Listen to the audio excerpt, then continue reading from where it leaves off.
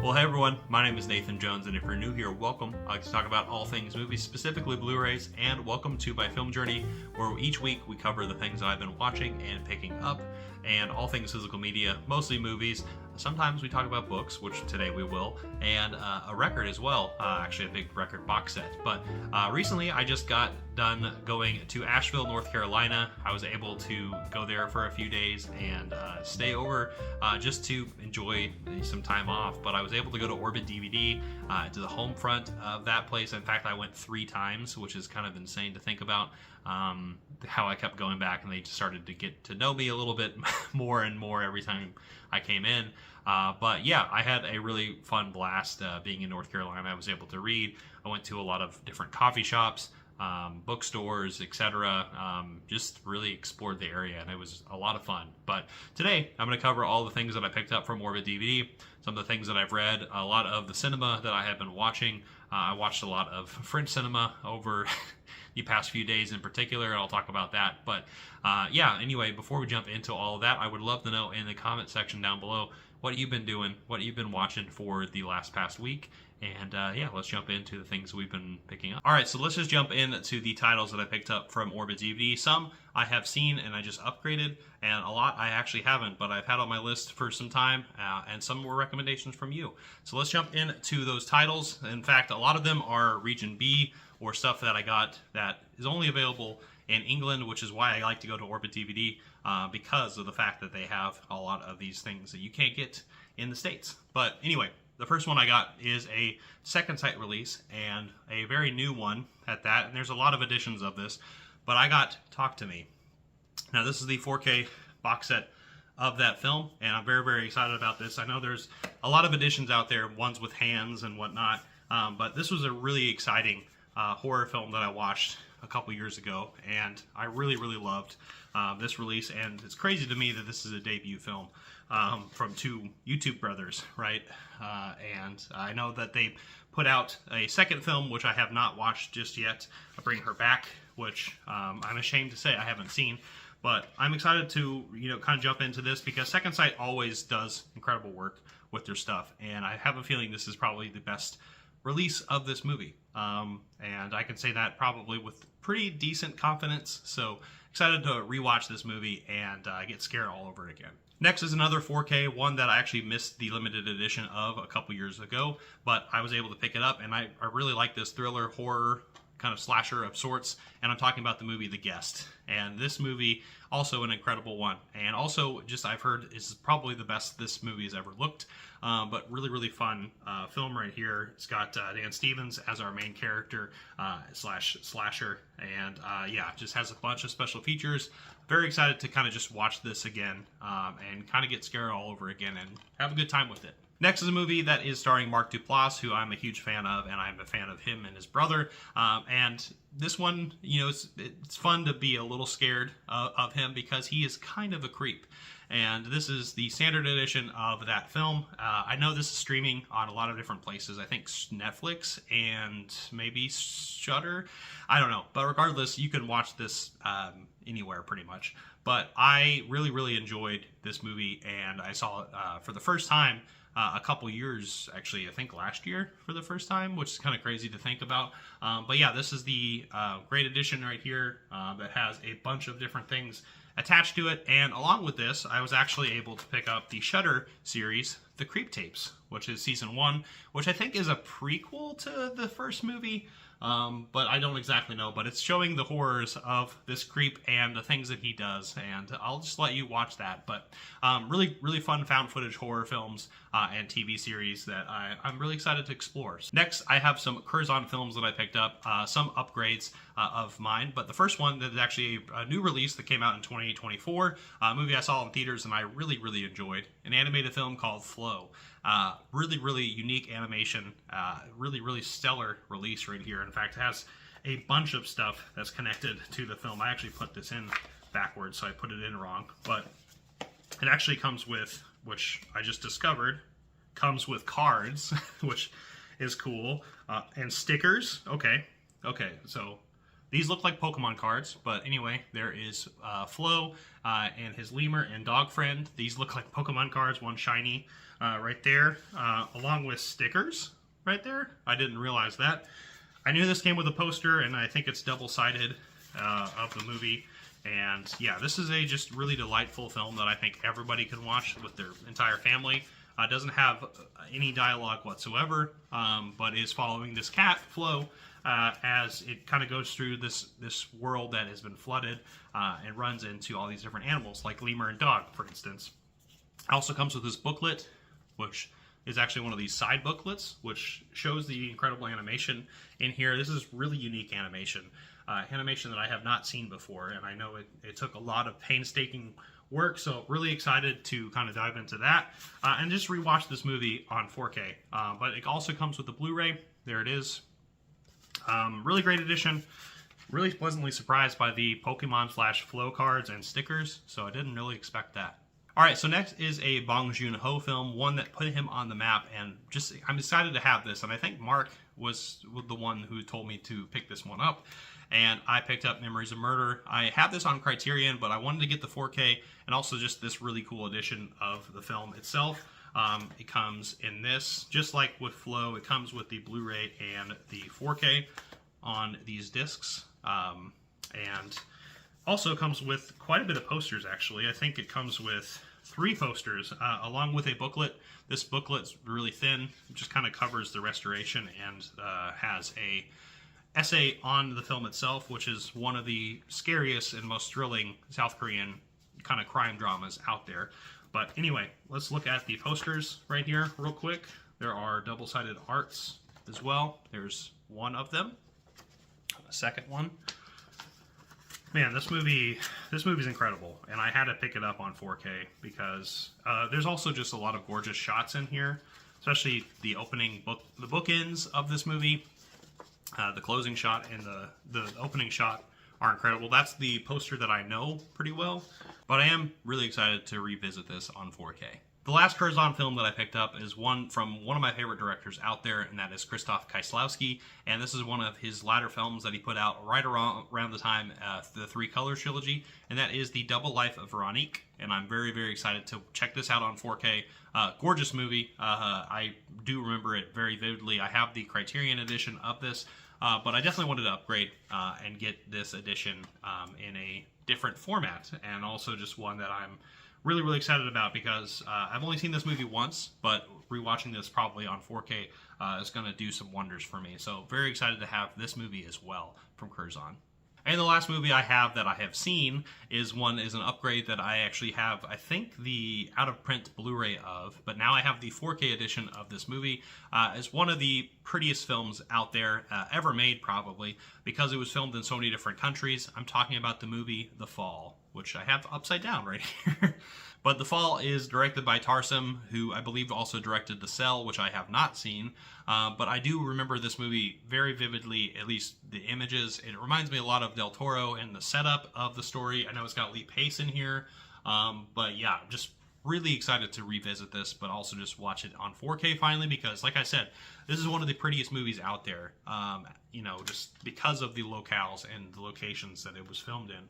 But yeah, really excited about this movie. And if you are into things, like I said, along the lines of Del Toro, or I would even say Terry Gilliam, this is a movie that is definitely up your alley. Alright, so now it's time for the speed round of things that I haven't seen, but I can briefly talk about, but I definitely have these on my list for a reason.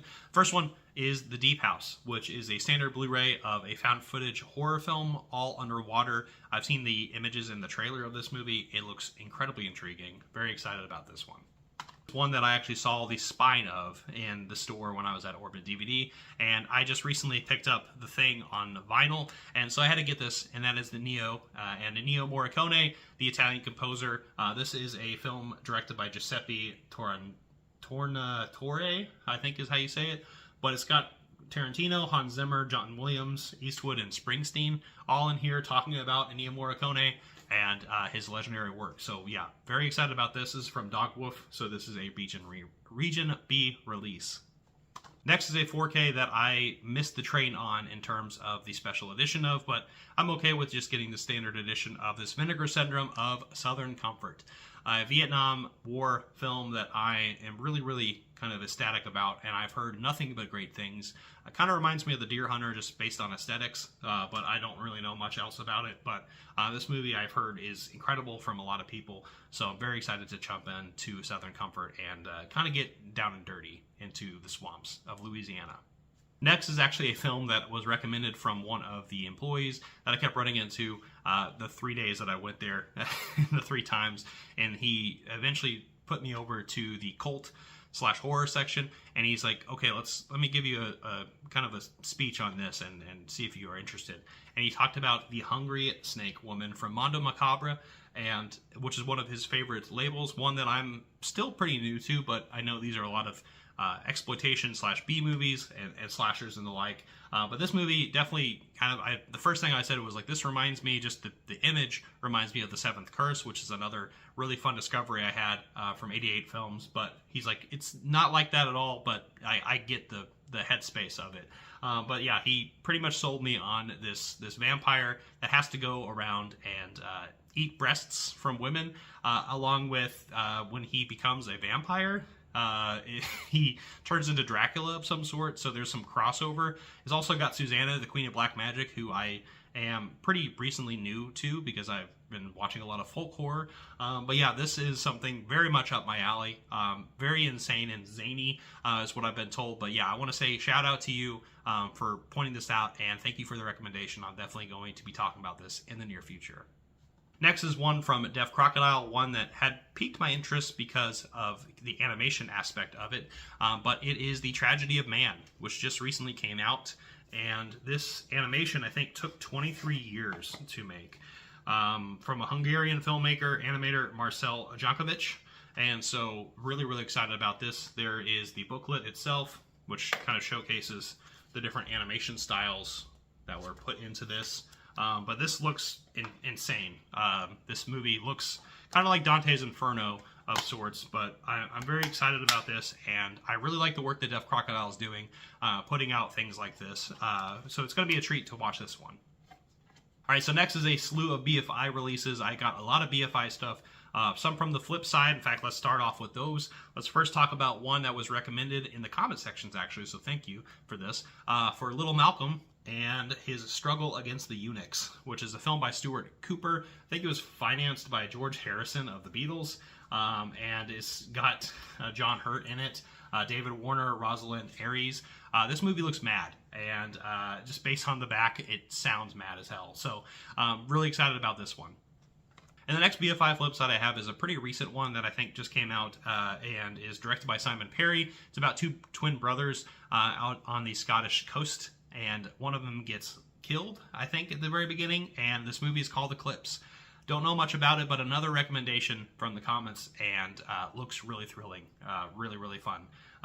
Very excited about this one, but yeah, I don't know much about it. The next film I have right here is one that I almost picked up when I was over in the UK last year, and I just kept putting it back because I was like, okay, I've spent enough money on this. But it is from Michael Powell, who is an amazing, one of the best directors from England, along with his partner Pressburger. But Michael Powell did a lot of things on his own, like Peeping Tom. And we have Bluebeard's Castle, which is the film that came out, I think, right before Peeping Tom. And it says here, the missing link that connects the Tales of Hoffman and Peeping Tom. So I'm excited about this. This is actually about an opera, an expressionist opera by Bela Bartok. And yeah, don't really know much else about it, but it looks kind of like Tales of Hoffman mixed with a horror story. So kind of excited about that. Next is a film that I've watched the trailer for and just noticed the cover of, and I was just really kind of blown away by how quaint it looked and how delightful it looked. So very excited to jump into this one that I have no idea about, but it is Four Mothers, and this is directed by Darren and Colin Thornton, which I believe are brothers. But yeah, this looks like a really sweet film. Probably one that has a little bit of heartbreak in it too, about these 4 women. And I think, yeah, don't really know much else about it, but it looks incredible and looks very charming. Next is a film that is starring Michael Caine, one of the greatest British actors out there, and this is a film that he did in the 70s, and that is Get Carter. And this is the Blu-ray edition from the BFI. I think I missed the 4K of it, which is fine, but I've heard really great things about this. This is a cult classic from a lot of people who are like fans of Bond, and like the kind of the 70s British spy stuff that's going around. But yeah, Michael Caine, also just a legendary actor and person who puts on quite the show. And then it also comes with a poster as well, which I believe is just the original poster art, which actually looks quite stunning. Oh my gosh, this keeps folding out. Okay, let's see. Wow, what an art. Okay, so there is this art, which is not the one I was wowing about. But then there's this art, which, oh my gosh, that looks incredible. Caine is Carter. Yeah, don't know much about this, but I've heard really great things. And the last three things I got from Orbit DVD are all British TV series from the 70s, and all unsettling, and some black comedy involved in with this as well, but a lot of horror. Been really into the ghost stories for Christmas, so I had to pick these ones up, and I think I want to say Davey is the one who kind of pointed me in this direction to watch these movies, so thank you so much for this. But these are all DVDs. First one I have is Supernatural, right here, the classic horror series from, I think, 77? Yep. And then from 74, or 72, is a series that actually has a lot of lost episodes, so there's not very many left. There's only a few. I think the surviving episodes from the classic series, that is Dead of Night, which I've heard, out of all the things I'm showing you, this is the one I'm most intrigued about, but I've heard really, really fantastic stuff here. So I think it only has 3 episodes, which is kind of crazy. I don't know how many there are, but I'm sure that it's going to tell me how many there were. And then the last thing I have is from 1970, and this is not from the BFI, I don't believe, but this is one that is definitely on my list as well. This one has a little bit of black comedy, it seems, but that is Tales of Unease right here, which has, I think, 7 tales right here, and of horror and unease and black humor. 7 tales of uncanny menace and black humor. So yeah, those are all the things I got from Orbit DVD. I was also able to go to Barnes & Noble since I was there, and of course I wanted to pick this up because it just came out on 4K as I was there, so I had to pick it up. And I'm talking about Barry Lyndon, which I did pick up the newest edition of, which looks stunning because this is pretty much the revamped version of the Blu-ray that was put out years ago from Criterion, but this actually has quite a bit better of a box set because it has the Blu-ray and the 4K that is attached to it. There are the special features. I don't think have very many new special features. It does have a little program, I think, talking about the new 4K restoration of, but this is one of the best films from 1975. I just recently watched Picnic at Hanging Rock, and we're not done talking about incredible cinematography today because there's a lot of French movies I'm going to be talking about later on. But I am stoked to watch this movie again. This is one of my favorite movies from Kubrick, and yeah, deserves a 4K release. So I had to pick that up when I was over in Asheville because my Barnes & Noble does not have titles really for movies. And then the other thing I got was one that I actually kind of talked about last week.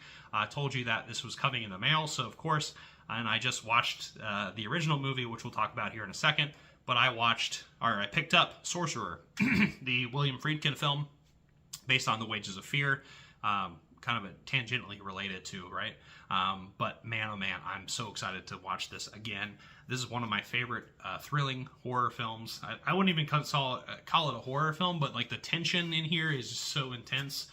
It's kind of insane about these men who are on this suicide mission, kind of just going against the elements, trying to deliver some I think like nitrogen or like some kind of just toxic gas that will blow up on impact. I think nitroglycerin, I want to say. Let's see. But yeah, very excited to watch this movie again, especially after I had just watched The Wages of Fear, which we will talk about here in a second.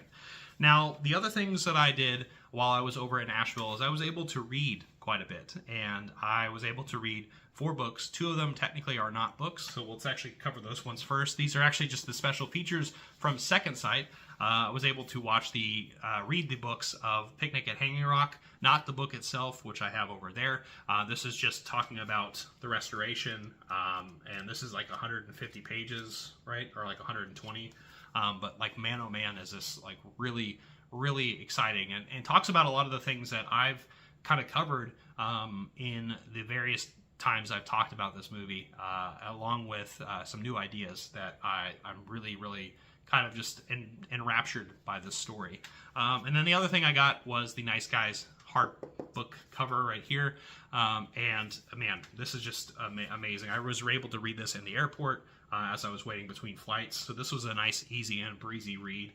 Just talking about Shane Black, his history with the movie, and all the other things that he's done with buddy cop movies. So technically these aren't books per se, but 120 page books that I was able to read, in like 30 minutes to an hour. Seems really fun.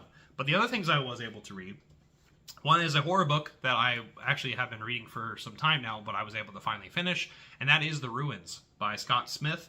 And this is the best horror novel of the new century, says Stephen King, but I feel like Stephen King is on every book that I've picked up and read. But this book is quite incredible. I actually really enjoyed it. It was pretty easy to find the villain, kind of halfway through the movie, as these explorers go into South America, South and Central America, and to these old ruins, and they get stuck there because the Mayans are actually making them stay there, the remnants of the Mayans, and they're stuck in this area where pretty much no flora or fauna are around, except for this mysterious vines that have some budding red flowers, which you can see on the cover of this book. But you can't hear any birds or animals at all, and you just see some unsettling things. And one by one, this crew of individuals who are set on this adventure kind of get taken out. And I'll let you read it. But man, great horror book. Some good body horror involved in here as well. Pretty visceral stuff as I was reading it, especially towards the end. I quite enjoyed it, and does not have a happy ending. I will say that. And then the last thing I actually did was I got this a couple weeks back, and so I was able to bring it with me on the trip, and I was able to read Life Itself from Roger Ebert. Now, Roger Ebert is somebody that I'm still kind of new to, or I've known about forever, right? But I haven't really dug too deep into his life. But reading this was incredible. I've also seen the movie that this is based on, or the kind of the parts of. So I've seen the documentary Life Itself with Roger Ebert. In fact, I'm kind of curious to watch it again after reading this book, because this gives me a lot more details. But this book is incredible. This book talks a lot about his life, his struggles, kind of growing up, but also at the same time, the things that he loves and the things that he's super grateful for and thankful for. And it definitely made me tear, especially towards the end, as he was talking about his struggles, losing his voice, losing his face a little bit, because he had this cancer that kind of took out half his face, and he wasn't able to talk.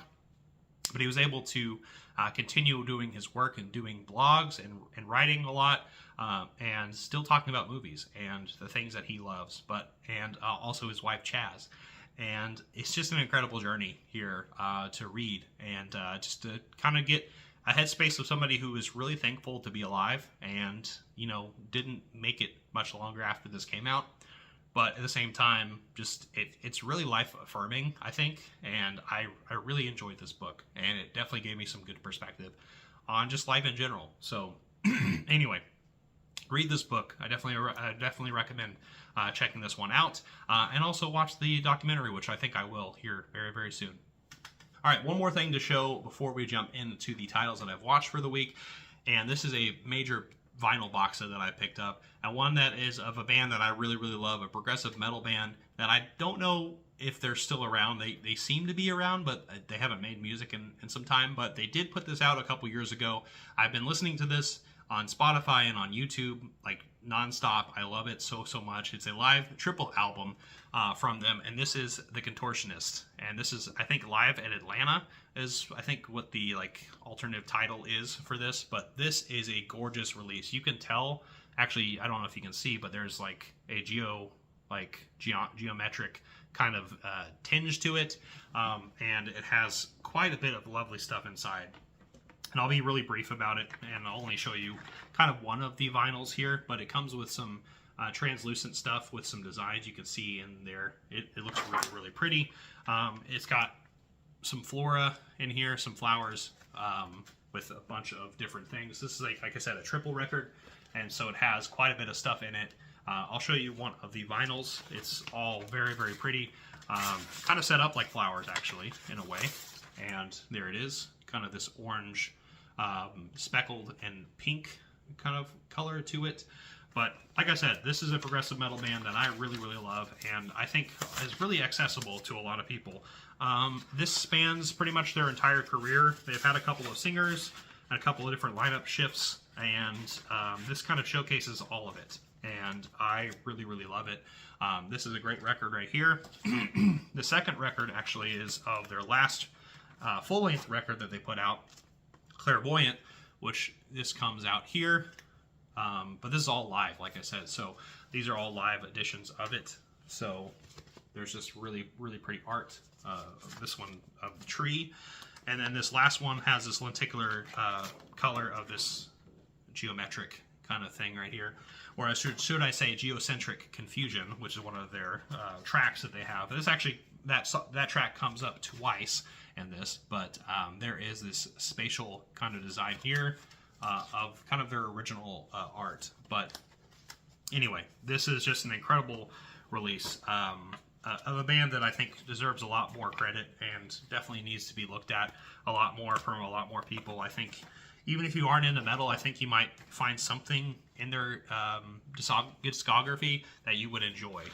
So definitely check out The Contortionist, and so happy to have this on record, because like I said, I've been listening to this on YouTube and Spotify for some time now, so having it, a physical copy of it, is incredible. So happy to have this one. The Contortionist, I love you. Please come back and make music. All right, so now we can finally jump into the titles that I've watched for the week, and a couple of them are TV series. In fact, I'm actually currently in the third series of this show that I'm about to show you, one that I'm really just kind of thankful to finally have, and that is The Mighty Boosh. There's that shiny lenticular case. I'll take that out, but I was able to watch the first two series in here. Man, this is throwing me back to early YouTube days when I watched things like Old Greg, which is, I think, where I got the idea of what The Mighty Boosh was, but didn't really know much about it. And then there's different, segments in a zoo in the first series, and in the second series, as they're kind of jumping through time and space, a journey through time and space. Man, this show is just so much fun and is absolutely mad. But like I said, I'm currently in series 3. But man, this series is just so much fun, and I can definitely tell the influence this show had on a lot of the things that I love now. Things like I Think You Should Leave, I feel like, have a little bit of that. Things like Toast of London, which would come out later, has a lot of that kind of humor into it. And I know Matt Berry's in here a couple times, and yeah, I just love this series, and I'm having such a good time with it, even though it's mostly nonsense, and I love nonsense. But yeah, Mighty Boosh, continuing to love this. I'm sure I'll talk about the third series later on next episode. All right, so speaking of the third series, or at least the third season of a show, I was able to finally finish Ted Lasso, another show which I'll get to very much like I was talking about with Life Itself. This is something that really changed my perspective on a lot of things. This is a show that I really adore.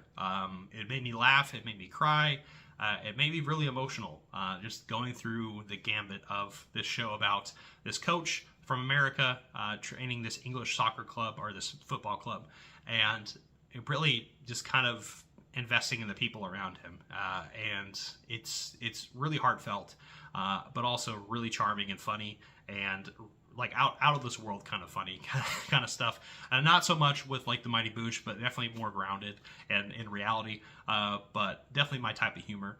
But regardless, this show, like, I know it's coming back. I think there's going to be a season 4. Believe it's going to be filmed in Kansas City, which is really nearby to me, which is where Ted Lasso is technically from, even though his accent definitely feels very Southern compared to what he's trying to go for. So I will say, I will knock that, because people from Kansas City, I don't really feel like talk like that, but that's just what I think. But regardless, this show is incredible. I love it. I love the first 3 series. I highly recommend this show.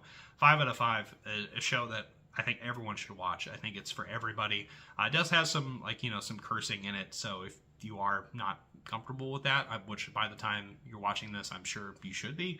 But regardless, yeah, this show is just, it talks a lot about mental health and does it in such an incredible way that feels very, very heartfelt. So yeah, check out Ted Lasso. And I guess I'm excited for season 4 a little bit, even though I feel like this is a great bookend of a series. I think it ended on a really good note, so we'll see where this goes.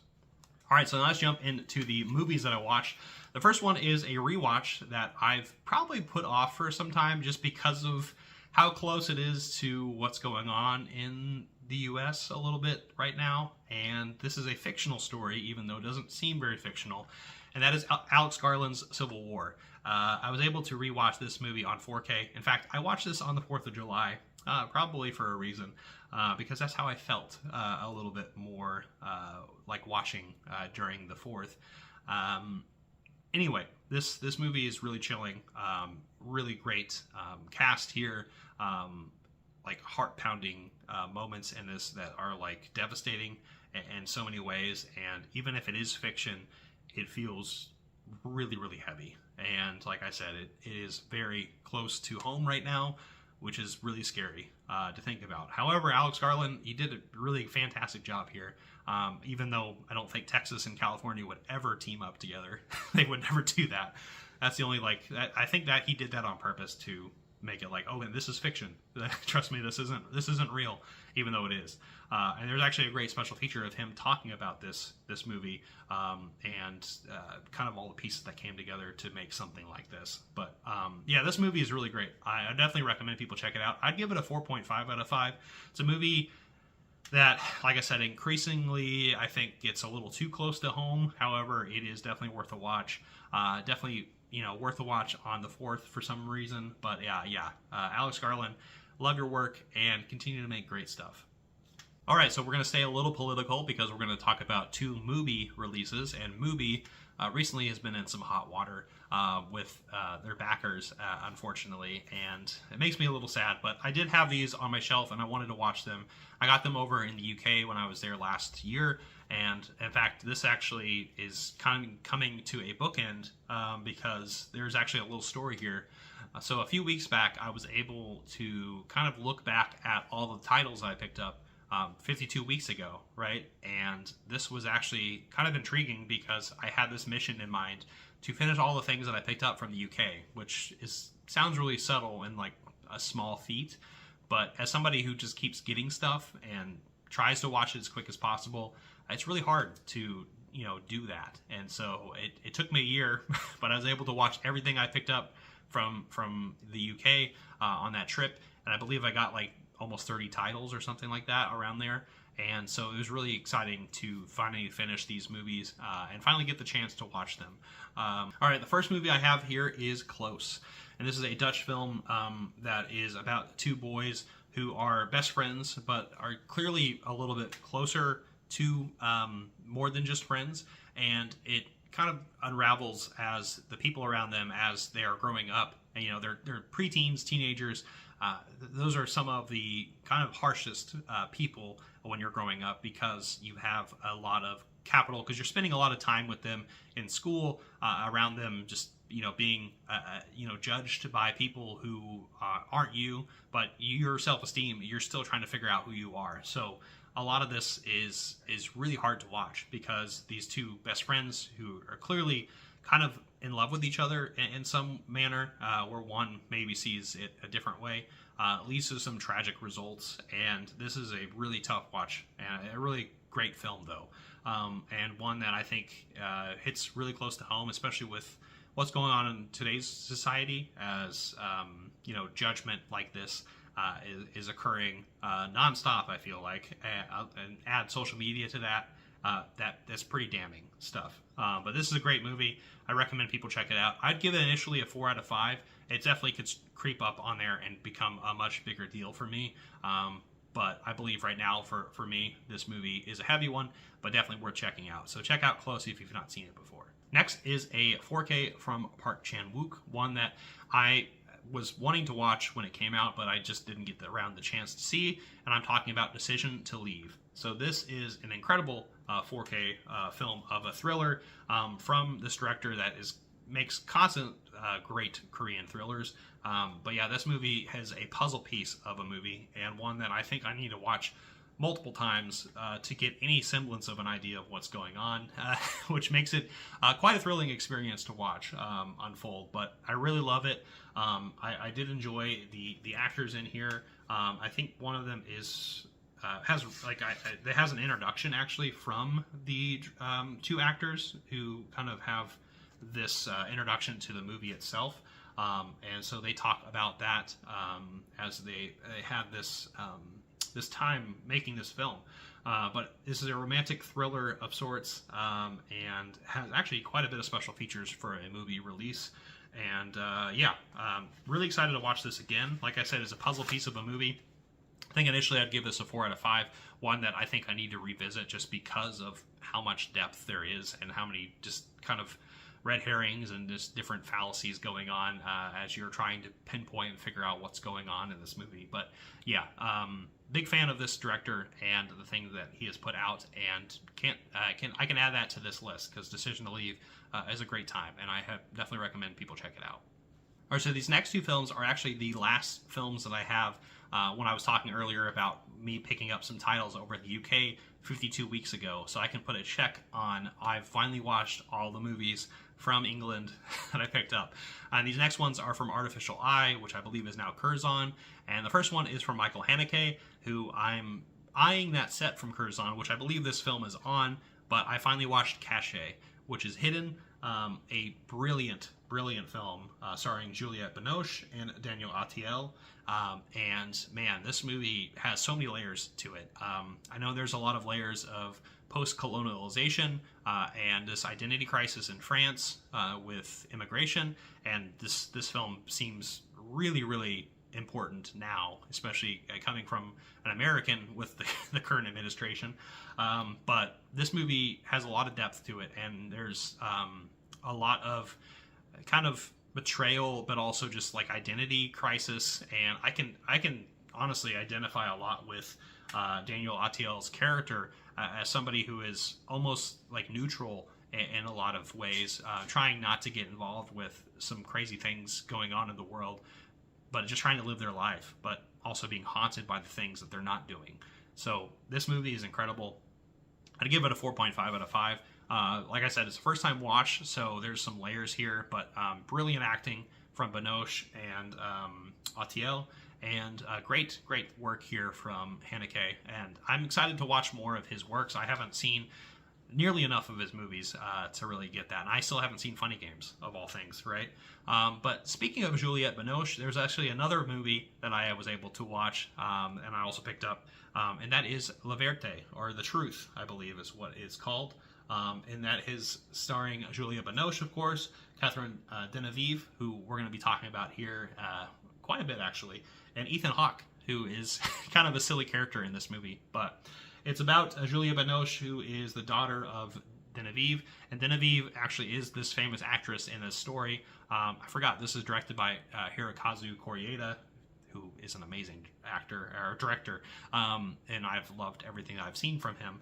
But this definitely does not feel like a Koreeda film, which is kind of crazy to think about. But as you watch it, and as the closing shots happen, I'm like, okay, this is a Koreeda film, so it makes sense. But regardless, like I said, Binoche is the daughter of Deneuve, who Deneuve is this really famous actress in this movie, who has all these things going on for her, kind of in her own ways, and her daughter is finally coming back home from America with her new her husband, Ethan Hawke, who is kind of an actor, kind of a television actor.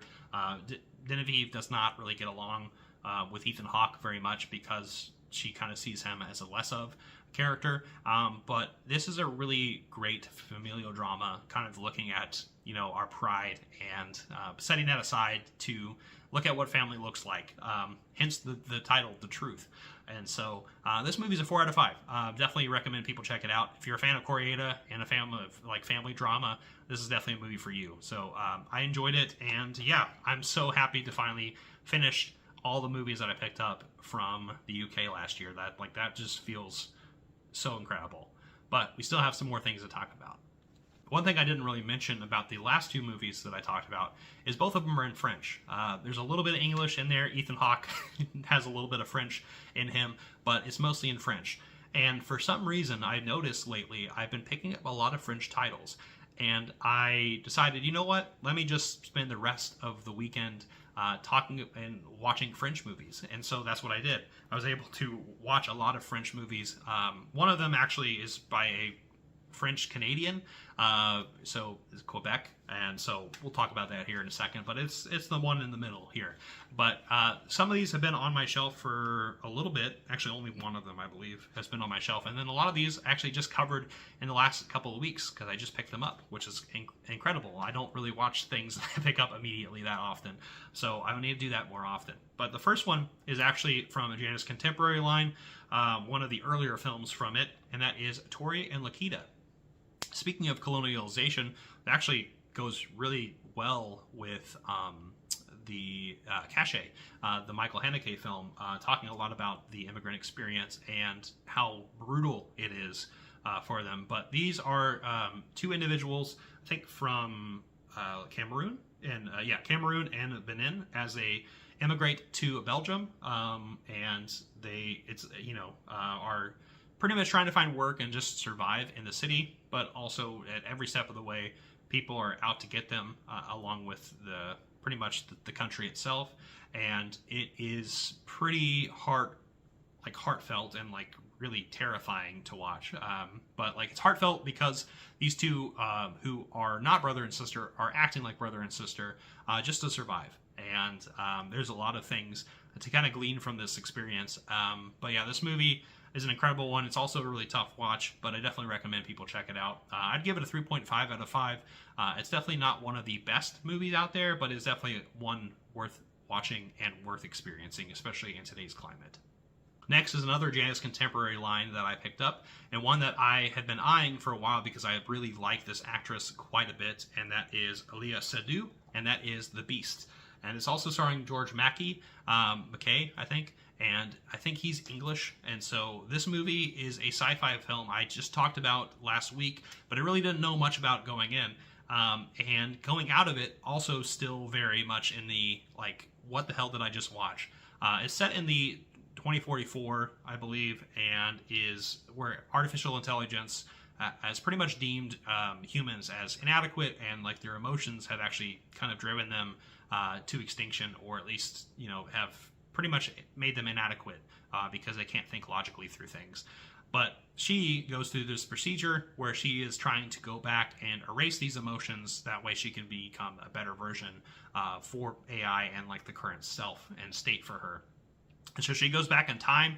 There's actually, I think, 3 segments in this movie that kind of go back and forth, all revolving around George Mackay's character and these different time periods.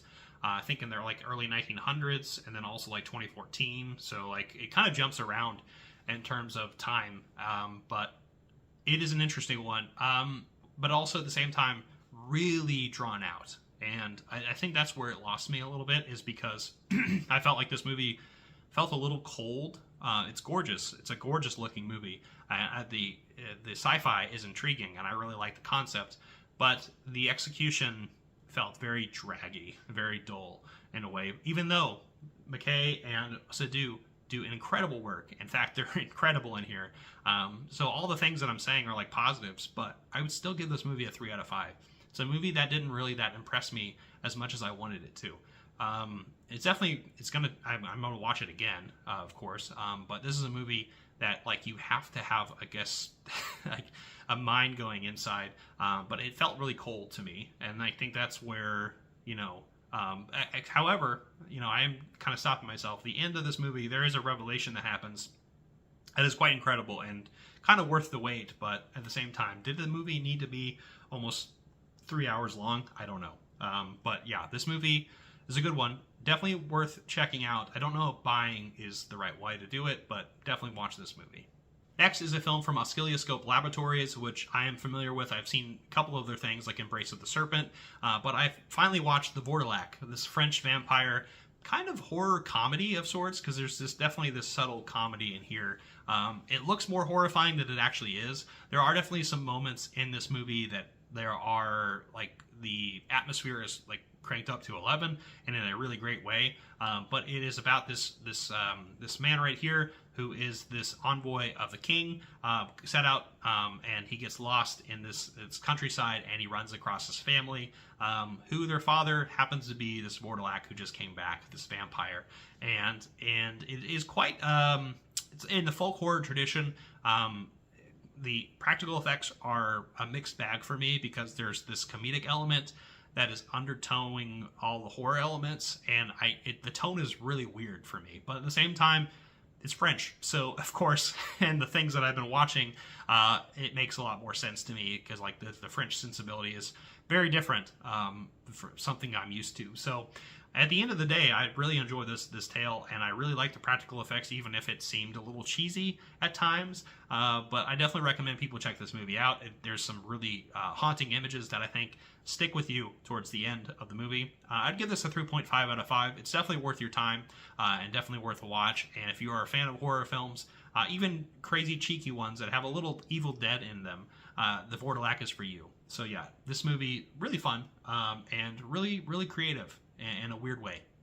All right, so the next movie I want to talk about is actually the French-Canadian one, about a Canadian composer who is really a big deal, and like kind of a cult icon of the time that he was around. And this is a movie I really didn't know much about going in, but I did pick this up recently when I was up in Columbia and Kansas City, and I was really intrigued by this, because I think I read something along the lines of this had an animation in it, but guess what? That animation is only one of the 32 stories, of the 32 short films about Glenn Gould. And this movie is one of the most incredible documentaries that I have seen in a long time. One that spoke to me on a lot of different levels. As somebody who is a really big fan of music, I love things like Fantasia, Ruchi Sakamoto. I talked about Ennio Morricone just recently. But now I'm talking about this composer who was able to take Bach and his pieces of music and kind of transform them and put them into his own words and his own language. And this film is just incredible. So Francois Garrod, who is the Quebec filmmaker who made this documentary on Glenn Gould, who wasn't in the film itself, but is, I think, starring, who is it? Colm Fiore, who is playing Gould. But in 32 different vignettes, I suppose, it is showcasing the life and times of this composer, and in different lights, and is incredibly artistic, but at the same time not like heady in a way that like is not very accessible, because it's really accessible. And there's actually moments in here that like almost made me cry, how much I was falling in love with this experiment. And I'm just intrigued by the kind of the creation and the curation of this film. And Francois does a really great job of making this come together in this whole life autobiographical, weird, complex art piece that is Glenn Gould. And I love it. And this movie is one that I was pleasantly surprised. One of the things that, out of all the things I've watched, was one that like truly inspired me. And I would give this a 4.5 out of 5. That's how much I love this movie. Incredible release. Definitely recommend people check it out. If you're into music and you're into art and that composition of things, check this movie out. It's incredible. All right, so I just recently talked about Sorcerer, so let's talk about the original movie. I finally rewatched this movie on 4K. It is The Wages of Fear from Henry Georges Clouzot. Another incredible film that I keep forgetting how amazing this movie is. First off, this is a 5 out of 5. This movie's just that damn good.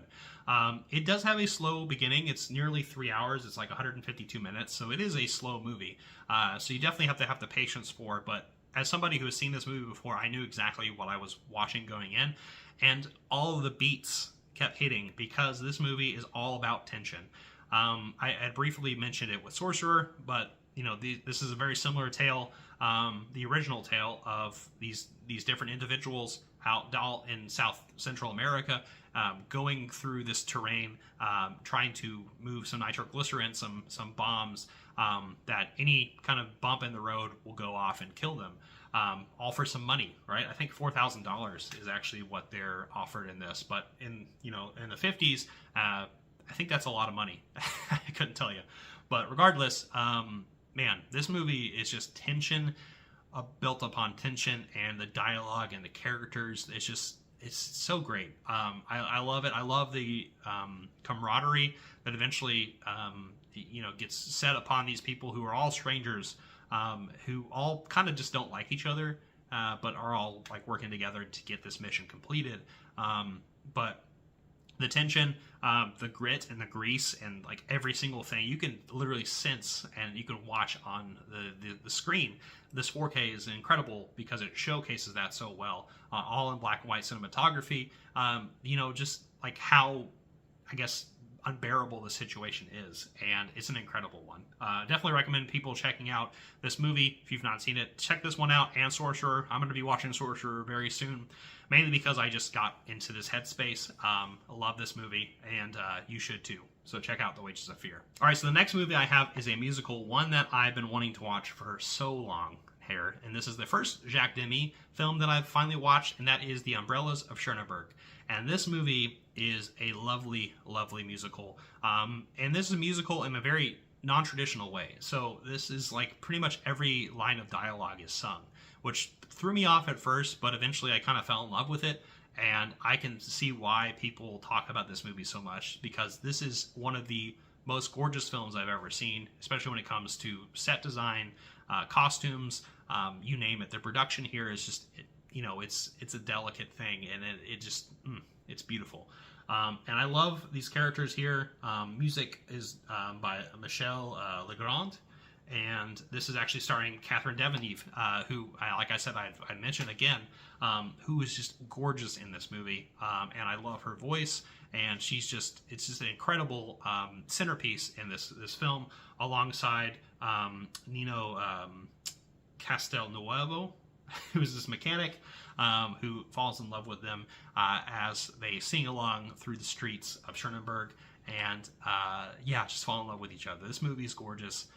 It's a movie that I think I need to watch probably again. I was able to watch the special features on here. There's actually a Once Upon a Time at the Umbrellas of Chernobyl, a 2008 documentary talking about this, and some archival interviews with Deneuve and a couple of other people with Legrand. And so this movie's incredible. I'd give it a 5 out of 5, just because of how iconic this movie is. It's a movie that I think I need to revisit a little bit, because I kind of got lost in the sauce of this movie. And now that I'm used to the dialogue, which is all just sung, it's definitely going to be a good time. So check out The Umbrellas of Chernobyl. It's one of the most colorful and pretty films of all time. Speaking of colorful and pretty, let's talk about the last thing that I watched. And I finished this epic just recently. Finished it last night, and I am in love with this story, and I honestly want to jump into it again. But these are two films directed by Claude Berry, and this is Jean de Florette and Manon of the Spring. And my God, was I enraptured by this story. Power, greed, familial kind of devastation, all in this countryside of France, and in this gorgeous backdrop of a place that looks mystical. It looks very, very unreal, right? There's flowers everywhere. There's flora and fauna, but among them are these men and women, and these men and women in both these stories. It's like I said, a story of revenge and greed, and is about these two individuals right here who initially come into, they're actually people who are from this area, but we have Gerard Depardieu, who right here, who is this hunchback of a character who him along with his family from the city, inherit this land, and it makes them jealous. And they are actually in plots to pretty much get him away. And in that first movie, you kind of see that come to fruition. And I won't give too much away, but In the second film, we have Manon of the Spring, who is Manon is the daughter of the Hunchback, who pretty much enacts a revenge to the two characters who were involved with this. This is a really big deal. This movie came out in 1986. Both of these films did, and they were shot back to back from each other. And it was a cultural icon moment, I guess, in France, and something I was reading about. And also, when I picked this up, I was able to talk to one of my friends, and she actually was somebody who took some like French courses in France, and she watched these two movies in those courses. So I was really, really surprised that somebody else knew about these things outside of, most Americans, right, who don't know much about these things. But I'm so excited to be pleasantly surprised by this tale. This is just like, it's got a Shakespearean kind of tragedy involved in it that I think is quite relatable in a way, or at least you can definitely sense there is some turmoil here, but very common turmoil that I feel like a lot of us go through, even if the story is fictitious and has these really big moments in it that are probably outside most of our lives, but at the same time something I think everyone can relate to in some manner. This movie and these movies in general are just incredible, and this is I kind of put them together as a set piece because this really was set back to back to each other, and so I'd give them both a 4.5 out of 5. I think Manon of the Spring is a little bit less of a film, just slightly. However, this is a release I think everyone should check out. This is an amazing epic films, I suppose, and one along with I think the 32 shorts about Glenn Gould would be my recommendations for the Criterion sale, like big blind recommendations. These are incredible ones. I love this stuff, and I can't wait to dive into more of that stuff. But that being said, we've done a lot here. I hope you enjoyed my trip to Orbit DVD, all the French movies I've watched, the books I've read, all of that stuff. I would love to know in the comment section down below what you've been doing as we kind of pivot towards this next week, as we kind of end the journey of this entire 52-week project of mine. I'm just really, really excited to kind of see where the future of this channel goes. And I want to say thank you so much for watching all the way through. Give it a like, comment, share, hit the notification bell, subscribe, and I'll see you next time. I'm not Jones around.